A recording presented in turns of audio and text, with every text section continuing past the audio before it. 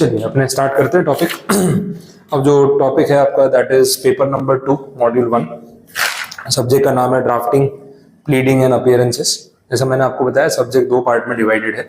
और जो कंटेंट अभी आपको मैंने दिया है दिस इज फर्स्ट पार्ट। इसका जो वेटेज है टोटल 70 मार्क्स। जो सेकेंड पार्ट आएगा दैट इज 30 मार्क्स। अब इसमें ना ड्राफ्टिंग वाले पार्ट को इन्होंने एक सेक्शन में रखा है, प्लीडिंग्स एंड अपीयरेंसेस जो है वो सेकेंड हाफ है वैसा है। और ड्राफ्टिंग का जो मटेरियल आपको दिख रहा है, जो कंटेंट आपके सामने है, वो वॉल्यूम वाइज थोड़ा ऐसा लगता है कि यार काफी सारा मटेरियल, 400 पेज की बुक बना दी। लेकिन प्रैक्टिकली आप देखोगे तो उसमें 400 पेज पढ़ने के नहीं है। इसमें एडवांटेज ही है, जैसे जैसे आप पढ़ते जाओगे आपको लगेगा नहीं नहीं उतना वॉल्यूम तो है ही नहीं। इस बुक में मोर देन 50% कंटेंट जो है वो ड्राफ्ट्स कवर कर रहे हैं। स्पेसिमेन, सैंपल्स, नोटिस, सर्क्यूलर्स, वो सब चीजें इसमें कवर हो रही है।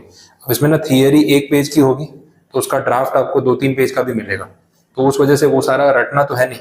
तो जो वॉल्यूम है वो नेट वॉल्यूम इसके 50% से भी कम है। तो जितना सब्जेक्ट आपको वो थिकनेस से बुक की डर लग रहा है, डरा रहा है, उतना एक्चुअली में अंदर नहीं वैसा है। अब इंडेक्स में कुछ टॉपिक्स देखते हैं, आपको थोड़ा सा आइडिया मिलेगा कि हम क्या चीजें पढ़ने वाले हैं। तो सबसे पहले क्योंकि ड्राफ्टिंग की बात हो रही है तो subject is about documentation, about instruments, about the formal language, because and this is the most important thing in practice. Because बिना ड्राफ्टिंग को ठीक किए अगर आप सोच रहे हो कि आप एक अच्छे कंपनी सेक्रेटरी प्रैक्टिस में बन जाओगे तो वो लॉन्ग टर्म नहीं चलेगा। बिकॉज आजकल सारी चीजें कमर्शियलाइज हो रही है। एक जमाना होता था लोग ऐसे जबान की वैल्यू होती थी, क्या जो मैंने बोल दिया वो मैं अग्री करूंगा कि मैंने ही बोला था। आजकल तो ऐसा कुछ है ही नहीं। अभी आप कुछ बोलोगे बाहर जाकर कोई बात चेंज कर देगा, मैं तो ऐसा बोला ही नहीं। लोग मानने से डिनाई कर देते हैं, फेस टू फेस बोला हुआ नहीं मानते। ऐसा वो दो आंख की शर्म नहीं है कि यार मैंने बोला था अब मैं मना कर रहा हूँ तो ये तो गलत हो गया ना। तो उतना तो वो इंटीग्रिटी लोगों में रही नहीं है।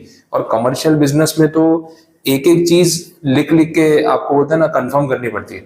आप कंपनी में जाके बोलोगे अपने बॉस को सर छुट्टी चाहिए, वो बोलेगा ईमेल कर दो। मैं सर बोल रहा हूँ ना सामने छुट्टी चाहिए, इसमें ईमेल नहीं, ईमेल कर दो। क्योंकि उसमें आप क्या तारीख लिख के भेजोगे, कौन सी तारीख से कौन सी तारीख छुट्टी पे जाने वाले, मेरे पास लिखा हुआ होना चाहिए। मैं रिप्लाई भी ईमेल पे करूंगा ताकि रिटर्न प्रूफ रहेगा कि आपने छुट्टी मांगी थी तो इतने दिन की मांगी थी। आप 3 दिन की छुट्टी मांग के 5 दिन तक आए नहीं। अरे नहीं नहीं सर मैंने 5 दिन बोला था, आप उस दिन बहुत बिजी थे ना, काम में थे, भूल गए होंगे। अब किसका कोई प्रूफ ही नहीं है वैसा है। तो चीजें जो है राइटिंग में होना बहुत नेसेसरी है। कॉर्पोरेट कंपनी जो बिजनेस कर रही है बिना अग्रीमेंट्स के, बिना डॉक्यूमेंटेशन के, बिना कॉन्ट्रैक्ट्स के तो करेंगे नहीं तो बाद में अगर डिस्प्यूट हो गया तो कहाँ जाएंगे। और जितना स्टेक हाई होगा पैसों के टर्म्स में, लाइबिलिटी के टर्म्स में, उतना चीजें राइटिंग में होनी चाहिए। तो इसलिए ये जो ड्राफ्टिंग वाला पार्ट है प्रैक्टिकली वो इतना इंपॉर्टेंट है।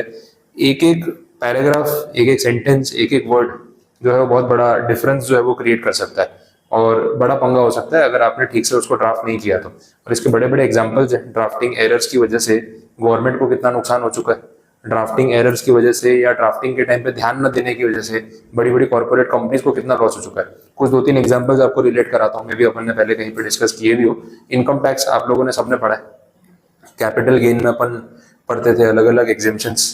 कैपिटल गेन में ना 54EC करके एक सेक्शन था बॉन्ड्स वाला, रूरल इलेक्ट्रिफिकेशन कंपनी और ये सारे NHAI के बॉन्ड्स। मतलब आपका अगर कैपिटल गेन हुआ है लॉन्ग टर्म और आपको प्रॉपर्टी के सामने प्रॉपर्टी नहीं खरीदनी तो आप बॉन्ड्स खरीद लो। अब वो बॉन्ड्स वाले सेक्शन में उन्होंने लिखा हुआ था 50 लाख रुपीज का एग्जेम्पशन मैक्सिमम मिलेगा इन अ फाइनेंशियल ईयर। अब इन अ फाइनेंशियल ईयर में एक्चुअली गवर्नमेंट का इंटेंशन था कि हमें तो टोटल 50 लाख का एग्जेम्पशन देना है, पीछे लिख दिया इन अ फाइनेंशियल ईयर। अब लोग क्या कर रहे हैं, जब प्रॉपर्टी बेची वो बेची नवंबर में। अब उसमें कंडीशन ऐसी थी कि आपको 6 मंथ्स के अंदर इन्वेस्टमेंट कर देना है और फिर कंडीशन लगा दी कि 1 साल में 50 लाख का ही बेनिफिट मिलेगा। तो आपके सीए ने आइडिया दी, बोले काम करो 31 मार्च के पहले 50 लाख के बॉन्ड ले लो, 31 मार्च के बाद 50 लाख के बॉन्ड ले लो, 6 महीने के अंदर 2 बार ट्रांजेक्शन कर दो, टोटल 1 करोड़ का बेनिफिट। तो जिसका long term capital gain 50 lakh से ज्यादा था उसने फायदा ले लिया। अब गवर्नमेंट बोल रही है ये क्या चक्कर है यार, हमने तो ऐसा कुछ बोले नहीं था, हमने तो बोला था 50 लाख का बेनिफिट देना है। बोले सर आपने लिखा है 50 लाख रुपीज देना फाइनेंशियल ईयर। तो मैंने कहा लॉ ब्रेक किया, आपका इंटेंशन मुझे क्या पता, जो लिखा है वो फाइनल है। अब इस चीज की वजह से कितने लोगों ने डबल बेनिफिट उठाया जब तक गवर्नमेंट ने अमेंडमेंट नहीं कर दिया। तो ऑब्वियसली कि फिर आप ड्राफ्टिंग में जो करोगे वही होगा। अपने जूरिस्प्रूडेंस में नहीं पढ़ते to be hang till death, वो इंटरप्रिटेशन वाला आपको केस याद होगा, कितना फर्क है, जीने और मरने का फर्क हो गया। वो टू बी हैंग्ड लिखा और टिल डेथ नहीं लिखा, तो it creates a lot of difference. बड़ी कंपनीज में 2 रिसेंट एग्जांपल्स है। एक आपका केस है अमेजोन का, फ्यूचर बाजार ग्रुप का, फ्यूचर रिटेल और रिलायंस, इनका जो फाइट हुआ ये कोविड के टाइम का केस है, 2021 का केस है और अपनी बात हुई होगी। बिग बाजार का जो ब्रांड है, मतलब फ्यूचर बाजार ग्रुप है, बिग बाजार उसका ब्रांड है, तो वो रिलायंस ने टेक ओवर कर लिया था। रिलायंस रिटेल ने जब उसको खरीदा तो अमेजोन वाले ने ऑब्जेक्शन किया कि बोले ये कैसे हो सकता है। बोला क्या प्रॉब्लम क्या है? बोला अग्रीमेंट में साफ लिखा है राइट टू रिजेक्ट या फर्स्ट राइट टू ऑफर हमारे को मिलना चाहिए, क्योंकि हम ऑलरेडी बिग बाजार में 2% के स्टेक होल्डर है।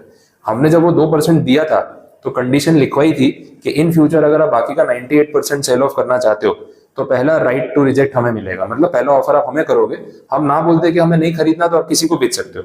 अब ये कंडीशन ना वो फ्यूचर बाजार वालों ने, बिग बाजार वालों ने पैसे लेते टाइम इस पर ध्यान नहीं दिया। ठीक है, होता है, इतना बड़ा कॉन्ट्रैक्ट होता है, कौन ध्यान देता है, वो करके उन्होंने पैसा उठा लिया कि अपने को अभी पैसा चाहिए। अब बाद में जब उसने रिलायंस के साथ डील कर ली ना, वो बैकडोर डील हो गई, बताया नहीं, छुपा के फटाफट डील कर ली। अमेजोन वाला है भाई ऐसे कैसे डील कर लोगे, लिखा हुआ है, लिखे हुए का मतलब होता है कि नहीं होता है। तो बिग बाजार वालों ने उस चीज को इतना इंपॉर्टेंस दिया नहीं। अब ये मैटर इंटरनेशनल कमर्शियल आर्बिट्रेशन तक गया, दिल्ली हाईकोर्ट और सुप्रीम कोर्ट तक गया। रिलायंस को बैकआउट करना ही पड़ा, क्योंकि जो लिखा है वो माना जाएगा। और रिलायंस के हाथ से वो डील गई, 27,500 करोड़ डील की वैल्यू थी। और फिर रिलायंस को डील कॉल ऑफ करनी पड़ी, क्योंकि वो कंडीशन जो लिखी है वो तो आपको फॉलो करनी पड़ेगी। और ऐसा नहीं है कि भाई इंडिया है तो सब अपना ही चलेगा, इंटरनेशनल कोर्ट में जाओगे, आर्बिट्रेशन में जाओगे तो फिर तो वो लोग तो सुनेंगे ना। तो सिंगापुर की बेंच में मैटर फाइट हुआ था, उन्होंने भी फिर अमेजोन की साइड ली कि भाई जो लिखा है वो तो फॉलो होना चाहिए। तो ड्राफ्टिंग की बड़ी वैल्यू है। वो एक कंडीशन नहीं होती तो बात कुछ और होती, एक कंडीशन थी तो बात कुछ और है। तो एक एक रिटर्न पॉइंट इतना इंपॉर्टेंट होता है, ये एक एग्जाम्पल है। इसके बाद एक और केस हुआ NDTV, politically again debatable. NDTV का जो टेक ओवर अदानी ने किया वो इसी कंडीशन की वजह से हो पाया, क्योंकि ड्राफ्टिंग में लिखवाते टाइम ध्यान नहीं दिया एनडीटीवी के प्रमोटर्स ने कि क्या कमिटमेंट दे रहे हैं। अब एक्चुअली वो केस ऐसा है कि एनडीटीवी ने किसी एक कंपनी से लोन लिया था, लोन का अमाउंट था 400 करोड़। 400 करोड़ पे एनडीटीवी ब्याज रेगुलर दे रहा था, कोई डिफॉल्ट नहीं था। लेकिन जिस कंपनी से लोन लिया था वो रिलायंस की सब्सिडरी थी। तो इन शॉर्ट रिलायंस ने लोन दिया था एनडीटीवी को, अब इनडायरेक्टली ऐसा समझ लो। अब जब लोन लिया था तो एनडीटीवी ने उस अग्रीमेंट में ऐसा साइन कर दिया, या लेंडर ने लिखवा दिया कि इन फ्यूचर अगर हमें इस 400 करोड़ के लोन के बदले इक्विटी चाहिए आपकी कंपनी में और हमें डेट वापस नहीं चाहिए, तो at any point of time हम इस डेट को इक्विटी में कन्वर्ट करने का राइट रखते हैं। उन्होंने एनडीटीवी के प्रमोटर्स ने बोला ठीक है, कोई फर्क नहीं पड़ता, हमें कोई ऐसा इशू नहीं है, आप पैसे दे दो। तो 400 करोड़ लेते टाइम इस कंडीशन की सीरियसनेस को समझा नहीं, पैसा ले लिया। अब वो डेट है, अब वो लोग तो अपना डेट रीपे किए जा रहे हैं, इंस्टॉलमेंट, ईएमआई, इंटरेस्ट सब दिए जा रहे हैं। लेकिन बाद में ये हुआ कि जो लेंडर कंपनी थी, जो रिलायंस की सब्सिडरी थी, रिलायंस ने वो सब्सिडरी बेच दी और उसमें स्टेक खरीदा अदानी ने। अब वो सब्सिडरी अदानी की हो गई। अब अदानी ने बोला कि यार कॉन्ट्रैक्ट में लिखा है कि 400 करोड़ रुपए के बदले मैं जब चाहूं इक्विटी ले सकता हूं अनकंडीशनली, कोई नो क्वेश्चंस आस्क्ड। बोले मेरे को इक्विटी चाहिए। अब क्या करें, अब प्रमोटर ना नहीं बोल सकता ना, क्योंकि उसने खुद कमिट किया है। और बोले मैं कहाँ रूल ब्रेक कर रहा हूँ। अब अदानी पे एलिगेशन लगा कि भाई एनडीटीवी वाला जो है वो सारा गवर्नमेंट के अगेंस्ट में बोलता है, हिंडनबर्ग वाली रिपोर्ट में अदानी के बारे में बहुत बोला, तो इसे मीडिया में नाम खराब हो रहा है, तो ये होस्टाइल टेक ओवर है। केस हुआ, एनसीएलटी में मैटर गया, कंपटीशन कमीशन में गया, सबने बोला भाई लीगली होस्टाइल टेक ओवर नहीं है, आप ही ने उसको राइट दिया कि वो जब चाहे इक्विटी मांग सकता है। अब मांग रहा है तो फिर आप मना कैसे कर सकते हो, जो लिखा है वो तो फॉलो होगा, देना पड़ा। अब ऐसा हुआ कि वो 400 करोड़ के बदले कंपनी में इनको मिल गया 29 पॉइंट समथिंग % का स्टेक, वैल्यूएशन के हिसाब से ऑलमोस्ट 30%। अब अदानी को चाहिए था फुल कंट्रोल, जो 30% में क्या होगा, मेरे को 50 चाहिए। ओपन ऑफर निकाल दिया मार्केट में कि जो भी आपके मेरे जैसे इंडिविजुअल शेयर होल्डर्स हैं एनडीटीवी के, स्टॉक एक्सचेंज पे लिस्टेड है, आप आओ, प्रीमियम लो और अपने शेयर मुझे दे दो। उसकी परमिशन भी ले ली सेबी से, सब लीगल तरीके से हुआ, लोगों ने शेयर दे दिए। अब हो गया अपना स्टेक मेजोरिटी। अब मेजोरिटी स्टेक हो गया, अब कंट्रोल आ गया ना एनडीटीवी पे। अब बताओ मेरे खिलाफ न्यूज, रवीश कुमार ने अगले दिन रिजाइन कर दिया, बोला अब तो मेरे को बोलने नहीं देंगे, बात ही खत्म। अब रवीश कुमार अपना यूट्यूब चैनल चला रहे हैं, यूट्यूब चैनल पे फॉलोअर बहुत अच्छे हैं, तो लोग सुनते हैं, उनको फॉलो करते हैं, मैं काफी बार उनके वीडियोस देखता हूँ। क्रक्स में न्यूज चाहिए ना 15-20 मिनट में सही ओपिनियन तो पता चल जाता है। बाकी मीडिया वालों को देखो तो वो तो गवर्नमेंट के फेवर में ही चल रहे होता है, तो कोई अपोज में बोले या क्रिटिसाइज करे तो पता तो चले क्रिटिसिज्म में हो क्या रहा है। तो बहुत सारी न्यूज जो है वो उनके अब यूट्यूब चैनल से आती है। इन शॉर्ट चैनल छोड़ दिया उन्होंने कि एनडीटीवी में अब रहने का कोई मतलब नहीं है। तो अदानी ने एक तरीके से एनडीटीवी कंट्रोल कर लिया, ओन कर लिया। अब एंटी गवर्नमेंट न्यूज उस पर चलाना मुश्किल हो गया। अब वो पूरा चैनल का जो मैप है, लेआउट है, वही बदल गया। ये वैसी बात होगी। तो इस तरीके से एक एक कंडीशन को वो लोग पकड़ते हैं, और अगर आप नहीं ध्यान दोगे तो आप सोचो कितना बड़ा लॉस हो सकता है। तो ड्राफ्टिंग जो है वो इतना इंपॉर्टेंट है इन प्रैक्टिस कि आप कल को किसी कंपनी में ये सब चीज़ों का काम कर रहे हो तो उनके contracts, legal deeds, documents, leave and license agreements, ये सब आप जब बनाओगे तो उसमें हर चीज बहुत स्पेसिफिक आपको सोच के लिखनी पड़ेगी, बिकॉज अभी बनाते टाइम आप ध्यान नहीं दोगे, सामने वाला भी साइन कर देगा, आप भी कर दोगे, बट जब डिस्प्यूट होगा तब वो एक एक बात पकड़ेगा और कोर्ट वही मानेगा जो लिखा हुआ है। तो बहुत सोच समझ के आपको इन चीजों को ड्राफ्ट करना होता है। तो subject is about drafting and the details, the nuances and details of the drafting, उसके ऊपर आपको फोकस ज्यादा करना होगा वैसे। अब जो टॉपिक्स हैं यहाँ पे आपको दिखेंगे भी सब वैसे, types of documents, principles of drafting, laws which are related to drafting and conveyancing, agreements, deeds, commercial contracts, companies act में डॉक्यूमेंटेशन कैसे होता है, पूरा टॉपिक ही इसके अराउंड घूमेगा। लेकिन अगेन पूरे पेपर में सिर्फ ड्राफ्ट नहीं बनाने, थियरी इक्वली इंपॉर्टेंट है, ज्यादा इंपॉर्टेंट है, क्योंकि अभी प्रैक्टिकली लास्ट 4-5 साल के पेपर्स में ड्राफ्ट्स का वेटेज कम रहा है और थियरी का वेटेज ज्यादा रहा है। तो अगर आप सिर्फ ड्राफ्टिंग ही प्रैक्टिस करते रहोगे तो थियरी में रह जाओगे तो मार्क्स नहीं बनेंगे, क्योंकि जिस चीज का वेटेज ही नहीं होना उसके पीछे उतना अपन क्यों भाग रहे हैं। तो 20-25% वेटेज अपने ड्राफ्ट का मान के चल रहे हैं ऑन द एवरेज, और बाकी 75% थियरी। तो अपने को उसको थियरी सब्जेक्ट की तरह ही पढ़ना है, कुछ भी छोड़ के नहीं जाएंगे, ना कोई ड्राफ्ट छोड़ के जाएंगे अपन, ना कोई नोटिस, ना कोई सर्कुलर, ना थियरी, पूरा कवर करेंगे एंड विथ राइटिंग। आज जो मैं आपको टॉपिक पढ़ा रहा हूँ पहला चैप्टर है टाइप्स ऑफ डॉक्यूमेंट्स, बहुत सिंपल और इन्फॉर्मेटिव टॉपिक है। फर्स्ट डे पे अभी अपन कुछ आज राइटिंग नहीं करेंगे, कल से फिर मैं राइटिंग वाला पार्ट स्टार्ट कराऊंगा, आज पहले उसकी थियरी समझा रहा हूँ ऐसा, ठीक है। चलो स्टार्ट करते हैं फर्स्ट चैप्टर। पहला जो चैप्टर है टाइप्स ऑफ डॉक्यूमेंट्स, उसमें आपको इंट्रोडक्शन दिया है, बहुत ही सिंपल इजी गोइंग टॉपिक। काफी चीजें आपने कहीं सुनी भी है, सब कुछ नया नहीं है आपके लिए, बहुत कुछ सुना हुआ है, और टेक्निकली अब उन चीजों को समझने का आपका टाइम आ गया वैसे। तो डॉक्यूमेंट्स में एक तो पहले ये बता दिया चैप्टर की स्टार्टिंग में कि यहाँ कौन से एक्ट्स के बारे में बात करने वाले हैं इस चैप्टर में। एक है जनरल क्लॉजेज एक्ट 1897, मैं आपको इसका ब्रीफिंग दे देता हूँ। फिर आपका कंपनीज एक्ट है, IT एक्ट है और कॉन्ट्रैक्ट एक्ट। अभी 4 में से 3 एक्ट तो आपने पढ़े हुए हैं, तो आपके लिए सब फैमिलियर है। जनरल क्लॉजेज एक्ट आपके एग्जीक्यूटिव के न्यू सिलेबस से हटा दिया, ओल्ड सिलेबस में था, 2017 वाले सिलेबस में आता था JIGL में। इंटरप्रिटेशन ऑफ स्टैट्यूज तो आप सबने पढ़ा है, ये उसका ओरिजिन है। जनरल क्लॉजेज एक्ट में से ही इंटरप्रिटेशन ऑफ स्टैट्यूज ओरिजिनेट हुआ और उसी का पार्ट है वो वैसा। Now this act is regarding general definitions, कि भाई इंग्लिश लॉ में बहुत सारे ऐसे वर्ड्स हैं, बहुत सारी ऐसी कंडीशंस है जो हर एक्ट में एप्लीकेबल होती है, उसके लिए उन्होंने एक एक्ट बनाया हुआ है। मैं आपको कुछ इसके 1-2 एग्जांपल्स देता हूँ। आपने कभी भी कोई डेट कैलकुलेट करते हैं ना, टू एंड फ्रॉम, चाहे GST में करो या इनकम टैक्स में या कंपनी लॉ में, तो अपने ना कोई एक डेट को एक्सक्लूड करते हैं। GST में अगर आपको ध्यान हो तो वो time of supply, next date से काउंटिंग स्टार्ट होता है। आपका लिमिटेशन पीरियड, जिस दिन इंसिडेंट हुआ उसके अगले दिन से काउंट होता है। ये जो बात है ये जनरल क्लॉजेज एक्ट में सेक्शन 9 में बोली हुई है कि भाई कभी भी आप टाइम लिमिट्स गिनते हो टू एंड फ्रॉम, तो you have to exclude either of the dates. आप दोनों इंक्लूड करके चलोगे तो एक दिन बढ़ जाएगा। जनरल मीटिंग की डेट निकाल रहे हैं, AGM की डेट निकाल रहे हैं, सभी लॉज में आप देखना कि आप टू और फ्रॉम में नेक्स्ट डे से काउंटिंग स्टार्ट करते हो, उसका रीजन ये एक्ट है। बट कहीं थियरी में इसका रेफरेंस नहीं आता है, इतना जनरल है कि ये खुद ही अपना डेफिनेशन देके बोला मेरे को क्रेडिट नहीं चाहिए, जो हो रहा है मेरी वजह से हो रहा है, बट मुझे अपना नाम नहीं देना है कि हाँ मैंने ये किया है, लेकिन किया इसने, वैसा है। तो ऐसी बहुत सारी जनरल डेफिनेशंस आपको इस एक्ट में मिलती है, कहीं रेफरेंस आएगा तो अपने देखते जाएंगे। अब देखो इसी के बेसिस पे इन्होंने कुछ डेफिनेशंस दी भी है। हम बात कर रहे हैं डॉक्यूमेंट्स की, तो what are documents, what are deeds, what are instruments, ये सब चीजें हैं। तो क्योंकि जब टेक्निकल टर्म्स की बात हो रही है, थोड़ा लैंग्वेज के साथ जाना पड़ेगा, तो जहां जरूरी वहां तो अपने लैंग्वेज देखेंगे। सबसे पहले आप देख लो जनरल क्लॉजेज एक्ट डॉक्यूमेंट को कैसे डिफाइन करता है। अब सेक्शन नंबर 3 है इसका और क्लॉज नंबर 18 है, इसमें लैंग्वेज में बोला हुआ है एनी मैटर रिटन, एक्सप्रेस्ड और described upon any substance. Substance मतलब कुछ भी, पेपर भी हो सकता है और भी कोई मटेरियल हो सकता है, तो not only piece of paper, by means of letters, figures or marks, or by more than one of those means which is intended to be used or which may be used for the purpose of recording the matter. कितनी basic सी definition है। बोले किसी भी material पे कुछ भी लिखा हो, चाहे वो वर्ड्स हो, सिंबल्स हो, न्यूमेरिकल्स हो, कुछ भी हो, जिससे कुछ मैसेज कन्वे करने की कोशिश की जा रही है, बोला वो डॉक्यूमेंट है। तो इस तरीके से इसको डिफाइन किया हुआ है, इतने जनरल वे वैसे बोला हुआ है। फिर कंपनीज एक्ट में भी डॉक्यूमेंट की डेफिनेशन है, उसमें इंक्लूजन वाली डेफिनेशन अगेन आपको ध्यान में होगा। अपने डेफिनेशन जब पढ़ते हैं तो एक डेफिनेशन स्टार्ट होती है दिस मीन्स, एक होती है दिस इंक्लूड्स। मीन्स समझाता है, इंक्लूड्स खाली एग्जांपल देता है कि भाई अब डॉक्यूमेंट इंक्लूड्स तो ये सारे डॉक्यूमेंट है, अब मीनिंग आप खुद समझ लो, इससे बात वैसी होती है। तो इसमें बोला समन, नोटिस, रिक्विजिशन, ऑर्डर, डिक्लेरेशन, ये सारे डॉक्यूमेंट्स आपने कहीं ना कहीं पढ़े। बोले ये सारे डॉक्यूमेंट होते हैं, चाहे वो फिजिकल कॉपी हो या इलेक्ट्रॉनिक फॉर्म, पेपर में हो या ई कॉपी हो, बोले डॉक्यूमेंट होते हैं। तो ये सब बातें क्लैरिफाई कर दी। इनकम टैक्स भी समझा रहा है कि डॉक्यूमेंट में क्या क्या इंक्लूड होता है। इलेक्ट्रॉनिक रिकॉर्ड्स इंक्लूड होते हैं, वो इसलिए बोल रहे हैं क्योंकि इनकम टैक्स के नोटिस आजकल ईमेल पे आ जाते हैं, तो जरूरी नहीं है कि आपको फिजिकल पेपर भेजे, क्लैरिफिकेशन दिया। तो ये सब जनरल बातें इन्होंने यहाँ पे की। फिर आगे बोला है डीड्स क्या होती है, कहीं सुना है आपने वर्ड डीड? कुछ एग्जांपल्स, कौन कौन सी डीड्स?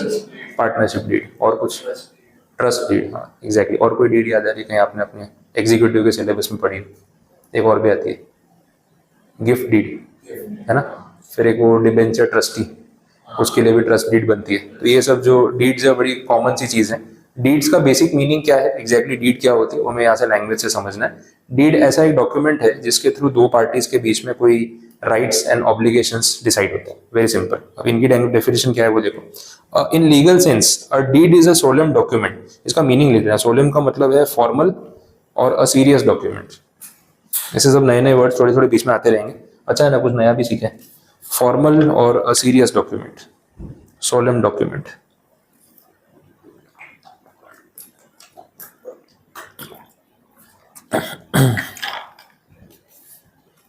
फिर बोला है it is the term which is normally used to describe all the instruments by which two or more person agree to effect any right or liability. अब ये एक वर्ड आ गया इंस्ट्रूमेंट, और डीड तो हम पढ़ ही रहे हैं, तो दोनों को मैं थोड़ा सा क्लैरिफाई कर देता हूँ कि इनको आपको अपने माइंड में कैसे रखना है। वैसे समझ लो, वो वेन डायग्राम जैसा होता है ना, वैसे समझा रहा हूँ। इंस्ट्रूमेंट्स में ये पूरी स्पेस है, इंस्ट्रूमेंट में सारे डॉक्यूमेंट आ गए। डीड इसका एक स्पेसिफिक टाइप हो गया। Instrument is a more general word as compare to deed.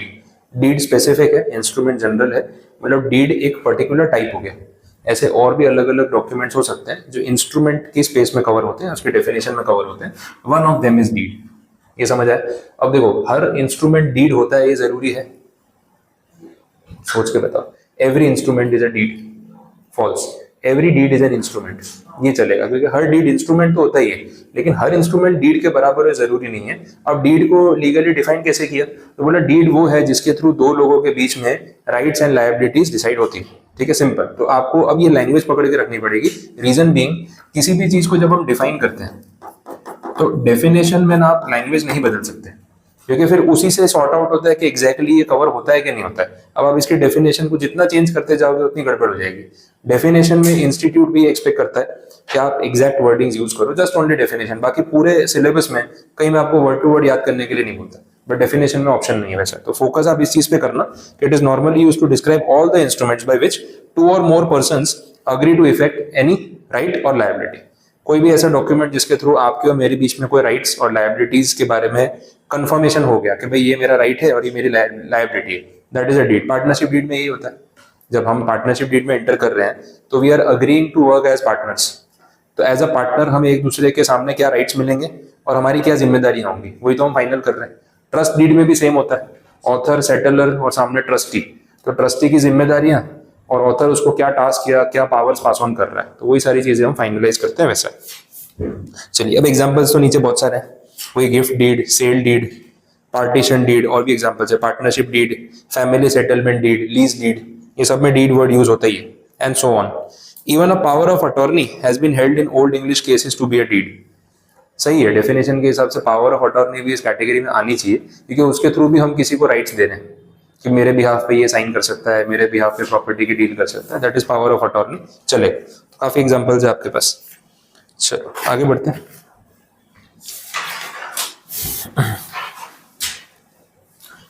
देखो, नेक्स्ट पेज पे आपको एक और वर्ड दिखेगा जो थोड़ा सुना हुआ है। A deed may be defined as a formal writing of a non testamentary character. ये वर्ड कुछ ध्यान में है ना, नॉन टेस्टामेंट्री। रजिस्ट्रेशन और स्टैम्प एक्ट अपने पढ़ते थे ना, उसमें था testamentary instrument, non testamentary instrument. ऐसा इंस्ट्रूमेंट जो डिलीवर करना जरूरी है तभी वो पावर्स पास ऑन होते हैं, और एक ऐसा इंस्ट्रूमेंट जो डिलीवर नहीं करेंगे तो भी चलेगा। अब अपने वो विल बनाते हैं ना, विल, तो विल किसी को पास ऑन नहीं करो तो भी कहीं ना कहीं it is okay, it is valid. तो वो कैटेगरी हो गई टेस्टामेंट्री इंस्ट्रूमेंट। नॉन टेस्टामेंट्री मतलब जहाँ पे डॉक्यूमेंट पास ऑन करना नेसेसरी है, तो ये वर्ड वहां से आया। वैसे तो काफी सारी चीजें आपको रिलेटेबल भी लगेंगी, उसमें वही लैंग्वेज थी। Operates to create, declare, confirm, assign, limit और एक्सटिंग्विश सच राइट और टाइटल। रजिस्ट्रेशन एक्ट की ही लैंग्वेज है, वहाँ पे डॉक्यूमेंट को ऐसे ही उन्होंने डिफाइन किया था वैसा। ठीक है, आगे बढ़ते हैं।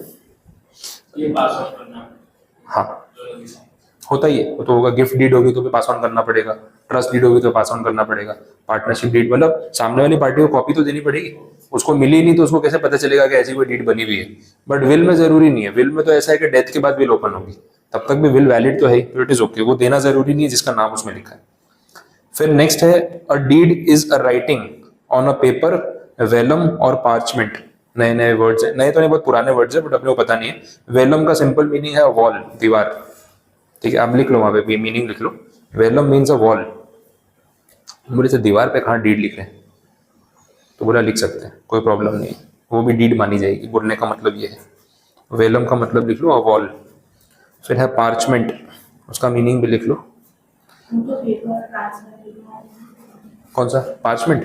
नहीं नहीं, पार्चमेंट का मीनिंग है material which is made from animal skin, चमड़ा होता है leather, material made from animal skin used for writing something.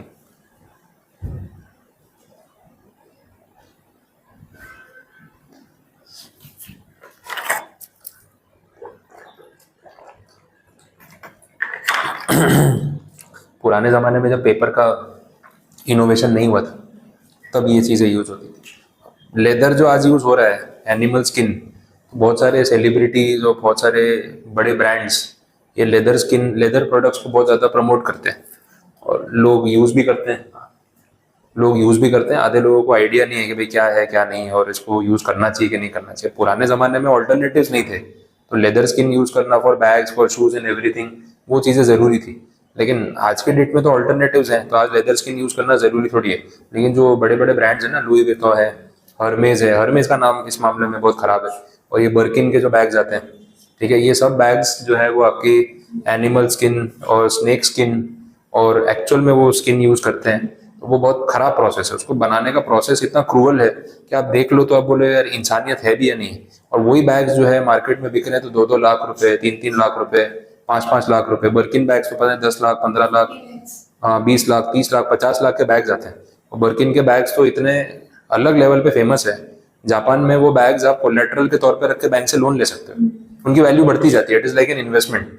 तो अब पता नहीं क्या इन्वेस्ट कर रहे हैं, मतलब लेदर स्किन में आप किसी जानवर के बेचारे की उसको मार रहे हो, फिर उसकी चमड़ी उखाड़ रहे हो, फिर उसका बैग बना के जूते बना के पहन रहे हो, क्या मिल रहा है? ऑल्टरनेटिव्स तो है ही अपने पास। अब पुराने जमाने में जो ऑप्शन नहीं था तो ये चीजें यूज होती थी।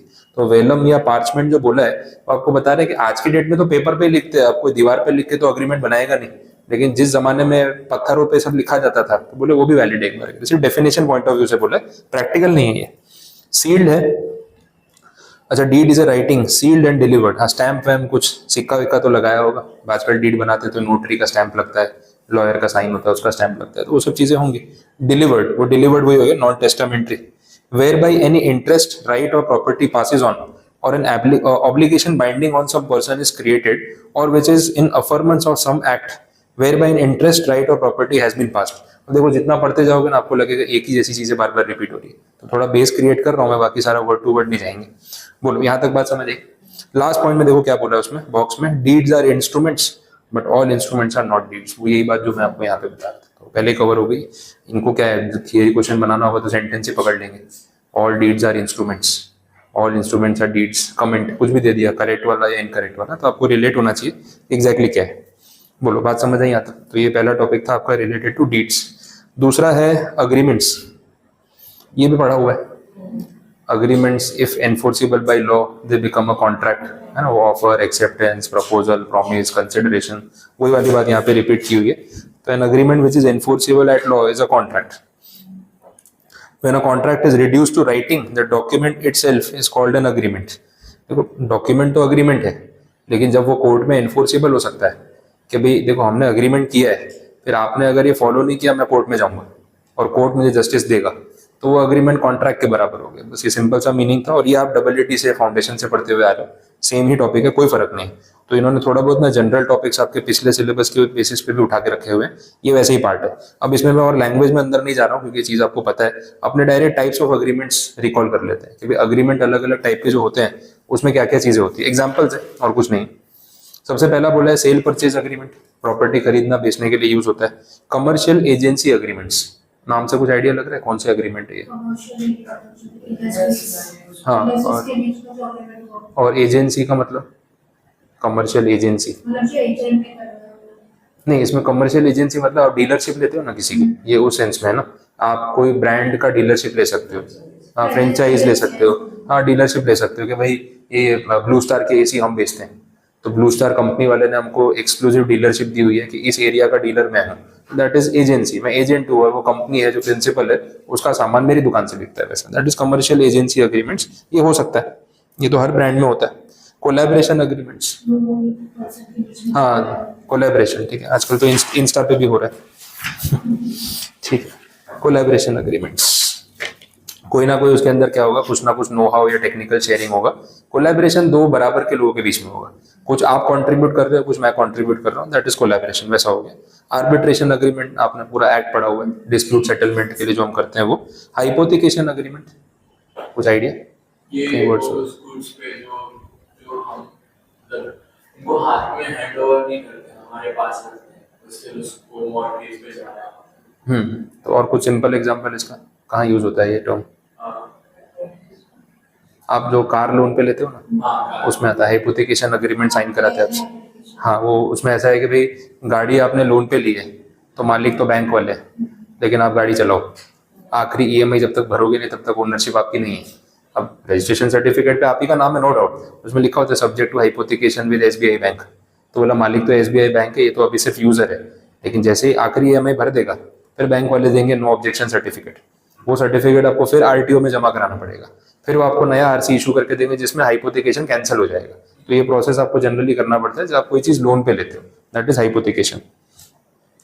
आउटसोर्सिंग अग्रीमेंट्स, आउटसोर्सिंग का मतलब कोई काम जो मैं खुद नहीं करना चाहता हूँ, पार्ट ऑफ द प्रोसेस मैंने किसी को पास ऑन कर दिया। प्रोडक्शन में होता है, सर्विस में होता है कि भाई हम लोग डिस्पैचिंग, हम लोग मतलब गुड्स का जैसे लॉजिस्टिक वाला पार्ट है, तो अब ऐसा है कि भाई मिंत्रा वाला जो है वो कपड़े बेच रहा है ऑनलाइन, लेकिन डिलीवरी वो नहीं करेगा, तो उसने वो डीएचएल के साथ टाई अप कर लिया, ब्लू डार्ट के साथ टाई अप कर लिया, आउटसोर्स कर दिया कि भाई लॉजिस्टिक आप देख लो, ऑर्डर आएगा आपको दे देंगे, आप पहुंचा देना, दैट इज आउटसोर्सिंग अग्रीमेंट। ये हो सकता है। अग्रीमेंट फॉर असाइनमेंट, ठीक है, असाइनमेंट का मतलब कोई चीज किसी को हैंड ओवर कर देना, उसके राइट्स, उसकी ओनरशिप किसी को पास ऑन कर देना। प्रॉपर्टी असाइन कर दी, पोस्ट असाइन कर दी कि भाई प्रीमाइसिस मेरी है, प्रॉपर्टी आपको दे दी, आप ध्यान रखना इसका, अब इसका जो करना है करो, हमारी तरफ से आपको इसके राइट्स दे दिए, that is assignment of a property और अग्रीमेंट फॉर असाइनमेंट, ये हो सकता है। शेयर होल्डर्स अग्रीमेंट, ये मैंने आपको कंपनी लॉ में पढ़ाया हुआ है। शेयर होल्डर्स के बीच में अग्रीमेंट्स होते हैं, कंपनी और शेयर होल्डर्स के बीच में अग्रीमेंट होते हैं। ये भी शार्क टैंक देखते हो आप, तो शार्क टैंक में जो ये शार्क्स बैठे हैं, angel investors, private equity funds, venture capitalist, ये लोग जब ऑन बोर्ड आते हैं किसी कंपनी में तो वो लोग क्या बोलते हैं, बोले हमारी ये कंडीशन है, हमारी वो कंडीशन है, आपको ये प्रोडक्ट बंद करना पड़ेगा, आपको इसका प्राइसिंग ऐसे करना पड़ेगा, आप अग्री करते हो तो ही हम इन्वेस्ट करेंगे। फाउंडर बोलता है ठीक है मैं अग्री करता हूँ, वर्बली बोलते हैं ना अलग चीज़ है, फिर इसका अग्रीमेंट बनता है, उसमें वो लोग राइटिंग में ये सब चीज़ें लिखवाते हैं, ड्यू डिलिजेंस होता है। उनका जो एपिसोड एंड होता है ना, तो वो लोग कुछ क्विक 2-3 मिनट का डिस्कशन करते हैं वो होस्ट के साथ, तो उसमें बताते हैं कि बोले आपको जो प्रोसेस लग रहा है टीवी पे वो इतना ईजी नहीं है, बोले आज जो डील हुई हमारे बीच में वो एग्जीक्यूट होने में 6 महीने लगते हैं। बोले हमने किसी की पिच सुनी, 1.5 घंटा वो पिच दे रहा है हमको, हम उसकी बात सुन के मान रहे हैं, कोई डॉक्यूमेंट्स तो है नहीं, हाँ कर रहे हैं, वो जो बोल रहा है उसको मान के इन्वेस्ट कर रहे हैं। अब बोले जैसे ही हम टीवी पे बोल देते हैं उसके बाद हमारी टीम 6 महीने तक उसके पीछे पीछे घूमती है, उसकी कुंडली निकालती है, उसके सारे पेपर मंगवाती है, उसका पूरा रिसर्च करती है, फिर अगर उसका सारा बोला हुआ सही लगता है तो डील फाइनल होती है। तो कितनी बार टीवी पे जो डील मिली है बाद में रियल में कैंसिल भी हो जाती है, क्योंकि आपने जो बोला वो अगर पेपर में नहीं निकला तो फिर हम आगे नहीं बढ़ेंगे, और जो कंडीशंस हमने बोली है वो शेयर होल्डर्स अग्रीमेंट के थ्रू वहां पे हम लिखवाएंगे। वैसा है फैमिली बिजनेसेस में, जब बिजनेस का बंटवारा होगा, अब अंबानी फैमिली है, 3 बच्चे हैं, तो भाई ये बिजनेस इसका, ये उसका, वो उसका, तो ये सब चीजें शेयर होल्डर अग्रीमेंट्स के थ्रू अपना सॉर्ट कर सकते हैं ताकि बाद में डिस्प्यूट्स ना हो। तो बड़े कॉमन से अग्रीमेंट्स है ये। अपन ना कंपनी लॉ में मेंबरशिप वाला चैप्टर था ना, उसमें ये सेम वो वीटो पावर वाला आंसर अगर आपको ध्यान हो तो उसके साथ ये टॉपिक था, तो अपन ने पढ़ा हुआ है, रिपीट पार्ट है। एम्प्लॉयमेंट अग्रीमेंट्स, एम्प्लॉयर एम्प्लॉय के बीच में, वेरी सिंपल एग्जांपल्स। इसमें ना लैंग्वेज का उतना टेंशन नहीं है, आपको देखो एक बार रीडिंग तो साथ में करना ही पड़ेगा, बट कहीं ना कहीं चीजें जो पढ़ी हुई है आपको लिंक होती जाएंगी। बाकी कोई स्पेसिफिक कुछ नया निकले तो अपने डिस्कस कर ही सकते हैं, वो लेके आना पड़ेगा और कुछ नहीं है। फिर लास्ट में वापस आ गए कॉन्ट्रैक्ट, अभी बोला था agreement enforceable by law is contract. थोड़ा देखो मॉड्यूल का पार्ट है ना, रिपीटेटिव है, और फिर रखना पड़ता है ताकि मैं आपको बता सकूं कि वो रिपीटेशन है। वो उसको काट पीट करने जाऊंगा ना तो कुछ ना कुछ मिस आउट हो जाएगा, इसलिए सब कुछ लाइन टू लाइन नहीं पढ़ना है, और मैंने पूरा कट शॉर्ट नहीं किया, जैसा है वैसे ही रखा है। ठीक है, इंडियन कॉन्ट्रैक्ट एक्ट की डेफिनेशन है, देख लो, थोड़ा सा रिकॉल करते हैं। Every promise and every set of promises forming the consideration for each other is an agreement. It is apparent from the definition that an agreement is based on a promise. Promise होगा तो फिर वो बात agreement पे जाएगी आगे, वो तो होने ही वाला है. When the person to whom the proposal is made signifies his assent thereto, the proposal is said to be accepted. है ना, offer, proposal plus acceptance. ठीक है. A proposal when accepted becomes a promise, and an agreement therefore comes into existence when one party makes a proposal or offer to other party, and that other party signifies his assent thereto. एक ने proposal दिया, सामने वाले ने accept किया. ठीक है, तो offer plus acceptance is equal to promise, promise plus consideration is agreement, agreement plus enforceability is equal to contract. ठीक है, तो वो सारी डेफिनेशंस ऐसे बनते बनते हम फाइनली कॉन्ट्रैक्ट तक पहुंचते हैं, which is the last part. वैसा therefore every contract is an agreement but not vice versa. हाँ सही बात है, जो अग्रीमेंट्स कोर्ट में एनफोर्सिबल है वही कॉन्ट्रैक्ट्स, अदरवाइज नहीं. Agreements in which the idea of bargain is absent and there is no intention to create legal relation are not contracts. Understood? देखें ऐसे कौन से अग्रीमेंट हो सकते हैं, कुछ बोला? Agreements relating to social matters, they are not enforceable. आपके किसी फ्रेंड को आपने मैसेज किया, या मूवी देखने चलेगा क्या, शाम को चलते हैं, तो बोला हाँ आ जाऊँ, कितने बजे जाना है, बोले 8 बजे मिलते हैं. उसने हाँ बोल दिया, आपने प्लान बना लिया कि 8 बजे बोला है तो अपने जा रहे हैं. अब 8 बजे आप रेडी होकर बैठ गए उससे पहले, अब आप उसको 7:30 बजे से फ़ोन लगा रहे हो, अब वो फ़ोन नहीं उठा रहा, मैसेज डाल रहे हो सिंगल टिक आ रहा है, फिर उसके बाद तो फ़ोन ही स्विच ऑफ आ रहा है, आया ही नहीं, वो 8 बज गए, क्या करोगे? केस करोगे उसके ऊपर. कल फिर आपने कोर्ट का नोटिस भेज दिया, तो तूने बोला था पिक्चर देखने आएगा, तू आया नहीं, तुझे बताता हूँ देख मैं कितना लॉ पढ़ा लिखा हूँ, तुझे मालूम पड़ेगा. ऐसा सोशली हाँ बोल दिया कि चल ठीक है चले जाएंगे, नहीं पहुंच पाए. अब अग्रीमेंट तो था कि मिलेंगे, मूवी देखने जाएंगे एटसेट्रा, बट वो अग्रीमेंट अगर फुलफिल नहीं हो पाया तो ये कोई एनफोर्सिबिलिटी वाली तो बात ही नहीं, कोर्ट में जाके लड़ोगे इसके लिए, कोई पॉसिबिलिटी नहीं है वैसा. ठीक है. Domestic arrangements between husband and wife, ये तो और मामला थोड़ा सा खतरनाक है बट ठीक है, आजकल यही मैटर ज्यादा कोर्ट में जा रहे हैं. हाँ, तो वो ट्रेंड थोड़ा बदल गया. ठीक है. Next, difference between deeds, agreements and contracts. अब ये सारी चीजें जो अभी तक पढ़ाई ना, इसको फिर से कंपैरिजन में डाल दिया. अंदर के पॉइंट सारे सेम है, ये एक बार आपको पढ़ के आना है, बट टिक कर लो, एग्जाम के लिए इंपॉर्टेंट है. डिफरेंस बिटवीन हमेशा इंपॉर्टेंट होते ही, नहीं भी बोलो तो भी मान लेना, क्योंकि डिफरेंस बिटवीन जब पूछते हैं ना, तो जिसको कंसेप्ट नहीं पता वो लिख ही नहीं पाता है. तो इंस्टीट्यूट आराम से उसको चेक कर लेता है कि आपको आता है कि नहीं, तो उस हिसाब से इंपॉर्टेंट रहेगा. वैसा बोलो, यहाँ तक बात समझ आई, क्लियर हुआ? तो ये थोड़ा सा इंट्रोडक्शन वाला पार्ट हुआ है. अब आगे टॉपिक लेने तो थे, बट आई थिंक आज थोड़ा सा आपका ओवरडोज हो जाएगा. चलो तो ये काम करते हैं, क्योंकि आज यहाँ तक इसमें राइटिंग वाला कुछ पार्ट नहीं था. अगला जो टॉपिक है ना सर्कुलर, वहां से राइटिंग वाला पार्ट है. तो फिर कल ही अपने उसको स्टार्ट करेंगे, और साथ साथ में लिखते जाना. एक नोटबुक बना लो ड्राफ्टिंग के लिए, जिसमें अपने सारे ड्राफ्ट्स ऑर्डर में लिखते जाएंगे. अब जो ड्राफ्ट बुक में है वो मॉड्यूल के हैं, वो मैं आपको क्लास में ही लिखवाऊंगा, डिस्कशन कराऊंगा कि उसमें क्या है, समझा के फिर लिखवाऊंगा. ऐसा नहीं कि याद करना है. और फिर वैसे ही ये ड्राफ्ट्स आपको सेम डे या नेक्स्ट डे होमवर्क में दूंगा, तो उसी टाइप के आपको घर पे लिख के आने, बिना देखे. तो यहाँ आप देख के लिखो, डिस्कस करके लिखो, घर पे आप बिना देखे लिखो, फिर देखो आपका वो टाइम टू टाइम कंप्लीट हो रहा है कि नहीं, और लैंग्वेज अपने आप पे चेक करते जाएंगे वैसा. ठीक है, चलो बस इतना रखते हैं, रिमेनिंग फिर कल देखते हैं. 1-2 दिन में स्पीड आएगी, फिर आपके पेजेस भी फटाफट कवर होंगे इसमें.